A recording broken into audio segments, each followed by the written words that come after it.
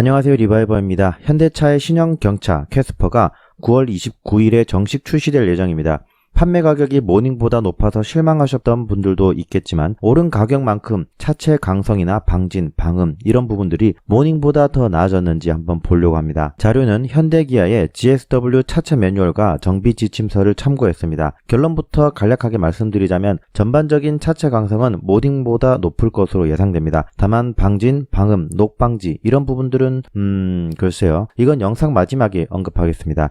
K&CAP 자동차 안전도 평가에서 2017년 모닝 77.1점에 3등급, 2016년 스파크 87.7점에 1등급으로 스파크가 더 구형 모델임에도 불구하고 더 높은 안전도를 보여줬습니다. 당시 모닝은 통뼈 경차를 외치면서까지 강성이 증대되었다고 홍보했지만 스파크를 이기지는 못했습니다. 그럼 이번 캐스퍼에서는 어느 부분을 어떻게 강성 보강을 했을까요? 그리고 이번에는 스파크를 이길 수 있을까요? 한번 알아보도록 하겠습니다. 먼저 자동차의 프레임이라고 하는 것은 크게 샤시와 바디로 나눠집니다. 우선 바디부터 먼저 시작을 해볼게요. 먼저 모닝부터 보겠습니다.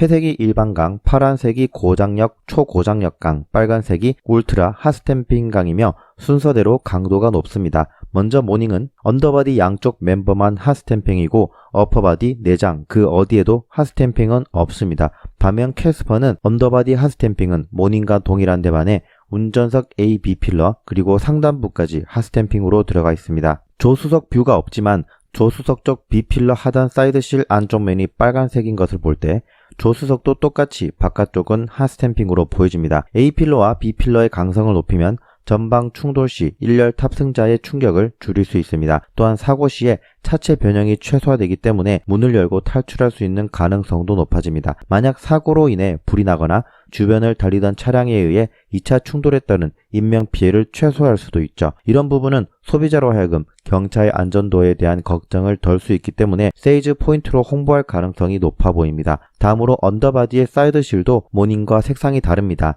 캐스퍼는 사이드실 하단에 깊게 뻗은 이 부위도 고장력, 초고장력 강을 사용했습니다. 그리고 플로어 판넬 좌우를 가로로 이어주는 부품도 고장력 강판입니다. 전반적으로 차체 하부 강성이 모닝보다는 높아졌다고 볼 수 있겠네요. 또한 엔진이 마운트되는 여기 펜더 에이프런 패널도 고장력 강판의 적용률을 높였다는 것을 확인할 수 있습니다. 그리고 엔진룸 쪽에 프론트 사이드 멤버와 상단부가 기존의 모닝은 이어져 있지 않았는데 별도의 형상으로 이어져 있고 이 부품 형상 또한 한 번 꺾인 게 아니라 두 번에 걸쳐 꺾인 형상으로 되어 있죠.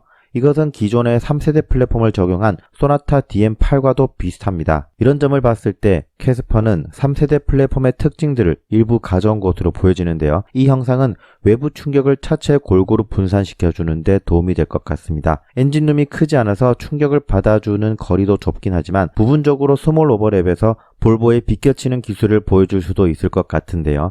향후의 K&CAP 안전도 평가 결과가 기대되는 부분입니다. 차체 강성 다음으로 여기 보시면 부식 방지 메뉴에 방진 패드와 언더 코팅이 있습니다. 방진 패드를 보시면 모닝 대비 캐스퍼는 일렬 플로어 패드 일부가 삭제되어 있습니다. 이어 시트 쿠션 밑에는 플로어 패드가 완전히 삭제되었고요. 이 자료로 판단할 때 하부의 진동을 억제하는 방진 패드 면적이 일부 축소되거나 삭제되었기 때문에 진동은 모닝보다 좀 더 높을 수도 있겠습니다. 다만 실제 느껴지는 진동에 대해서는 방진 패드 면적과 개수만으로는 판단할 수 없고 차체 설계와 방진 부품의 두께, 재질에 따라서도 달라질 수 있기 때문에 참고만 하시면 될 것 같습니다. 가장 아쉬운 점은 2열 쿠션 방진 매트의 삭제인데요. 물론 경차의 2열에 사람이 앉는 상황은 거의 없다고 판단해서 뺐을 수도 있겠지만 모닝에도 있는 것이 빠졌다는 것은 아쉬운 부분입니다. 다음으로 언더코팅을 한번 볼게요. 언더코팅의 그림만 봤을 때 큰 차이는 없어 보여요. 하지만 자세히 보면 큰 차이가 있습니다. 우선 모닝은 휠하우스 프론트와 리어 모두 언더코팅이 되어 있습니다. 캐스퍼는 리어 휠하우스 언더코팅이 없어요. 그런데 이것 하나의 차이라면 제가 큰 차이라고 하지 않았겠죠. 바로 언더코팅의 두께가 모닝 대비 절반입니다. 모닝은 코팅 두께가 2mm고요.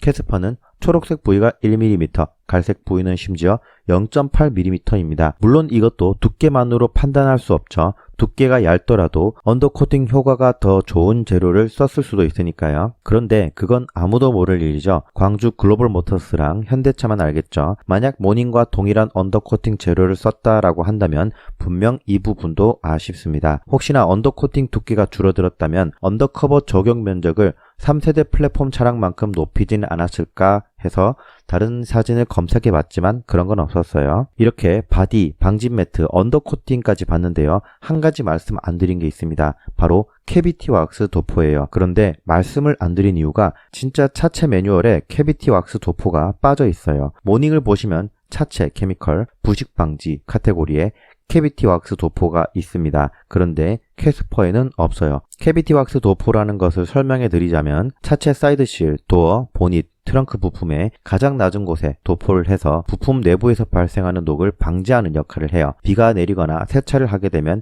이 부품들에 물이 들어가게 되죠.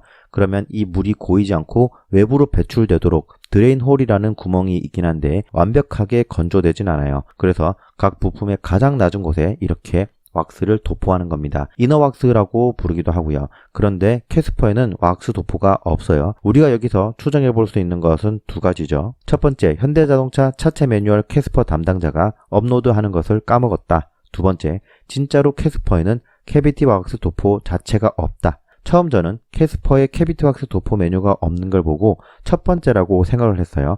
담당자가 까먹었다. 업로드하는 것을 잊어버렸다고요. 왜냐하면 모닝이 차체 사이드실, 보닛, 트렁크, 차체 하부, 도어 모두 캐비티 왁스 도포를 해요. 그런데 두 번째, 그러니까 캐스퍼에는 캐비티 왁스 도포가 없을 수도 있겠다는 생각을 한 게 같은 경차인 레이에는 차체 사이드 실에만 도포를 해요. 그럼 레이보다 더 늦게 나온 캐스퍼가 더 좋아졌을까? 캐비티 왁스 도포 면적과 개수를 늘렸을까? 라는 질문에서 저도 확신이 안 되는 거예요. 물론 어떻게든 제품 디자인과 설계를 드레인 홀로 최대한 물이 잘 배출되도록 이제까지는 차원이 다르게 배출될 수 있도록 했을 수도 있어요. 그래도 만약에 진짜로 아예 없앤 거라면 나중에는 하체 부식에 문제가 생기지 않을까 걱정이 드네요. 물론 현대기아의 방청 수준이나 도장 성능이 많이 좋아진 거는 맞아요. 하지만 이제 완전히 뺀 거는 이건 확신이 있으니까 뺐겠죠. 아니 아직까지 담당자의 실수일 수 있으니까 좀 기다려 봅시다. 그래도 모닝보다도 비싼 차인데 만약 캐비티 왁스를 도포하지 않는 거라면 좀 이해가 되지 않는 부분입니다. 영상을 제작하다 보니 바디만 해도 내용이 길어져서 캐스퍼 프레임 관련 영상은 바디만 1편으로 이렇게 마무리하고 샤시는 2편으로 제작해서 다시 돌아오겠습니다. 저는 지금까지 리바이버였습니다. 감사합니다.